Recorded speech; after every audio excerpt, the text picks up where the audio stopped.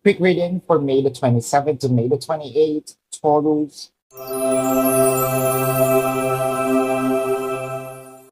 Your cards are the Ten of Swords, the Five of Swords, and the Knight of Swords. All swords, parang feeling natin nagtapos na dito yung relationship.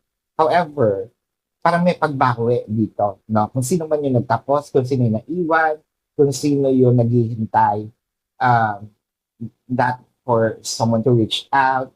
I think that it is going to happen. It just parang napuno lang siguro or yung emotions na nagpadala siya sa heightened emotion.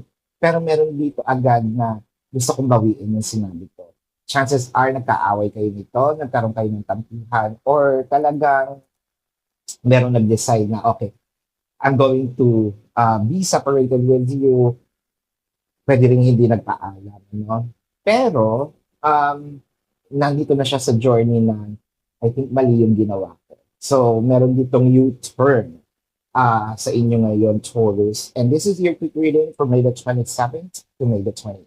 My name is Daphne, but spirit calls me back.